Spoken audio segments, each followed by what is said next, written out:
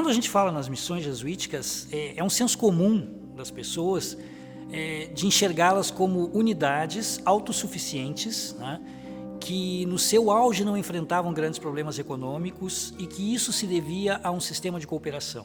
Né? Um sistema de cooperação que pode ser visto tanto em cada povoado, né, ou um sistema de cooperação entre as 30, quando a gente pensa nas 30. Então acho que vem desse passado um pouco uma imagem já projetada, né, que a gente já imagina, olha, aquilo funcionava porque havia uma coordenação e era uma coordenação cooperativada.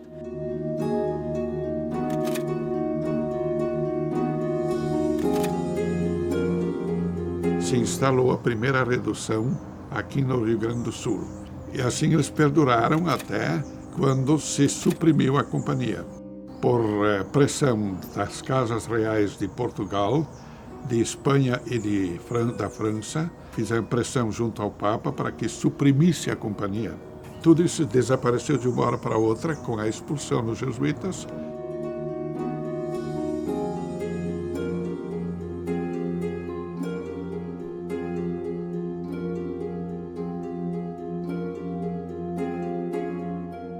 Lá no início, quando a gente lê os primeiros jesuítas, o que eles deixam muito claro? O cacique é central, essa figura que traz o seu coletivo, traz a sua família extensa para uma proposta nova que é deixar as suas terras originais e se reduzir, daí a palavra redução, né?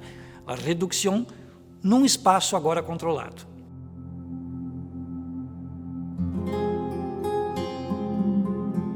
As reduções eram construídas sempre em lugar alto, perto de um rio, onde pudesse ter visibilidade do inimigo que viesse a roubar os indígenas. Eram mais de 150 mil indígenas guaranis que vieram para as reduções. Eles vieram exatamente, lá começou, e precisavam sobreviver, já que abandonavam as florestas, onde eram presas fáceis para serem roubadas, vieram coletivamente e aí os padres jesuítas tiveram que começar a produzir alimentos. E o índio entra num sistema onde se faz criação de gado em grande escala.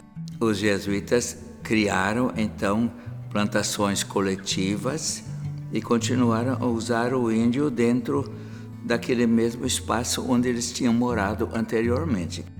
E havia um núcleo urbano que concentrava uma população de 5 mil, 6 mil, 4 mil, mas havia uma população, não sabemos quantificá-la tão precisamente, que vivia naquela grande área que cada uma das reduções administrava. E aí entram, então, suas áreas de cultivo, os seus ervais, os caminhos até todos esses lugares, rios, arroios, lagos, né?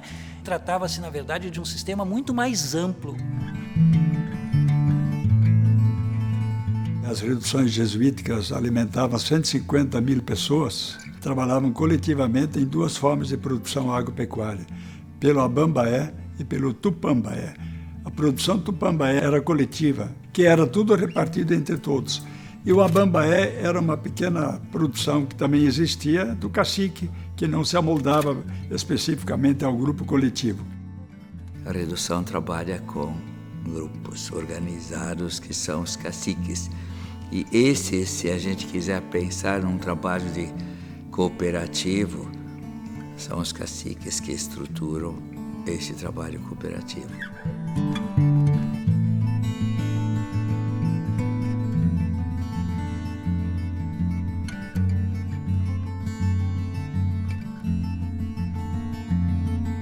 Em 1844, Oliac escreve que eles também na Inglaterra formariam colônias indígenas, tais quais existiam nas reduções jesuíticas. Eles confessaram, portanto, que anterior a 1844, em 1629, no Brasil, já existiam formas coletivas de produção coletiva, de alimentação para todos, onde aqueles princípios cooperativos que os pioneiros rhodestelianos criaram prevaleciam na prática. A cooperativista foi a erva mate mesmo.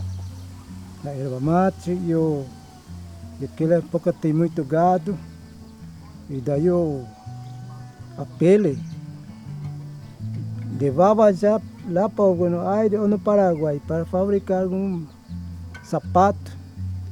E a erva mate já importava daqui, de alimentação da plantação do milho, batata, abóbora e alguma frutífera. um outro livro escrito recentemente por uma escritora aqui da América Latina, do Paraguai, La Contabilidade em las Reducciones Jesuíticas, prova exatamente que a contabilidade das 30 povos das reduções faziam um procedimento igual entre todas as reduções. Essa contabilidade era centralizada e encaminhada para Buenos Aires. Provavelmente isso foi instituído pelos jesuítas, que ensinaram esses povos a trabalhar nessa modalidade. Inclusive, os princípios cooperativos, que são 7, os nossos atuais, eram os mesmos 7 daquela época.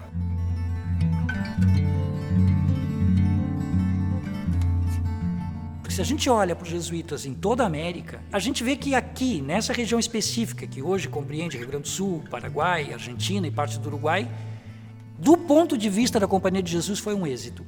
Isso tem muito mais a ver, talvez, com os guaranis do que aquela aspiração dos jesuítas. Mas muitos dizem que houve um encontro feliz. Talvez a gente possa ficar com essa expressão, né? Havia um desejo e havia um grupo com uma experiência prévia, milenar, de cooperação, de um sistema cacical em torno da família, que talvez tenha encontrado nos jesuítas uma vazão para conviver com a colônia.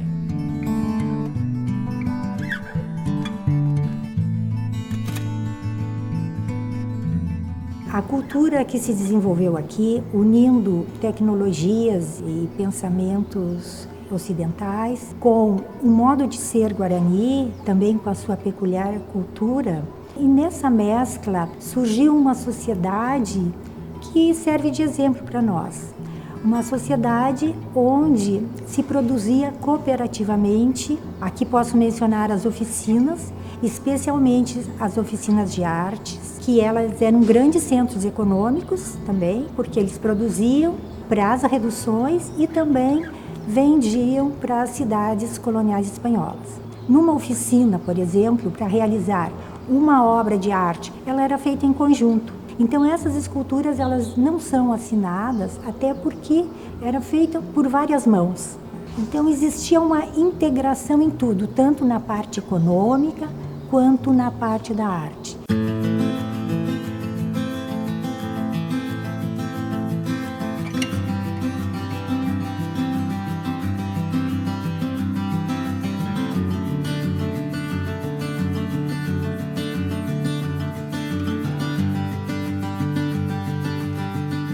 Então, quando você olha para essas missões, você projeta talvez um desejo contemporâneo nosso, né, que é possível existir um sistema harmônico, econômico, sem a exploração do homem pelo homem, né, onde haja uma certa solidariedade natural. Então, acho que essa ideia força, ela chega até nós. Uma ideia de resistir, uma ideia de sonhar que aquilo é possível. Por isso que se chama de uma utopia. Nos inspira esse modelo das reduções jesuíticas, exatamente continuarmos essa inspiração, essa doutrina, essa coletivização da produção da riqueza, essa socialização do voto por pessoa e não pelo capital, essa socialização da riqueza gerada pelo esforço, pelo trabalho de cada um. E este é o modelo que regenera e que eleva as pessoas. Nós temos esses exemplos e continua nos inspirando até hoje. Nós não esquecemos o passado, nós vamos buscar lições e ensinamentos e olhando sempre para o futuro.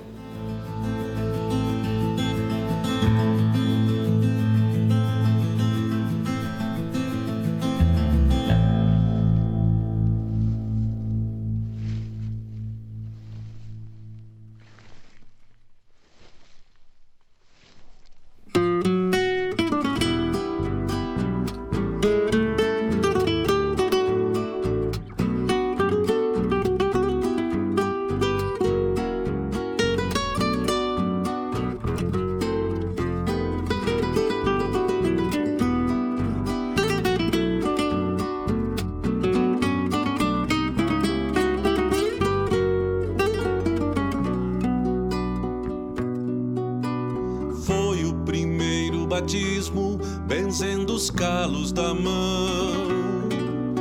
Nasce o cooperativismo nas terras da redução. Na República Platina, povo novo rancho e sementeira, de Xiripá e Batina, plantando a fé missioneira. Direitos e obrigações, sistema Tupambaé, las cuentas de los pueblos, Buenos Aires, Santa Fe. Las cuentas de los pueblos, Buenos Aires, Santa Fe. América Chirúa, América, primeira cooperativa, encarnação de Itapúa. América Chirúa, América, primeira cooperativa, encarnação de Itapúa.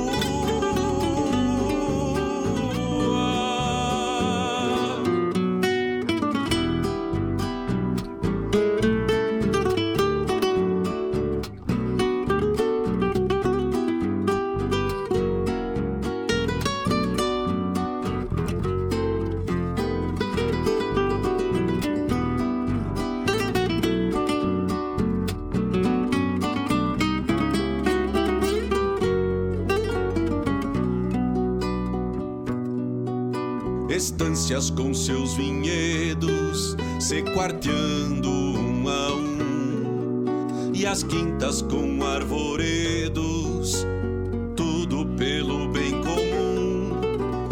No labor da sociedade não conheço outra melhor do que a lei da igualdade, do trabalho e do suor. Gente trabalhadeira já tem como tradição a fé na cruz missioneira e a força que vem do chão. A fé na cruz missioneira e a força que vem do chão.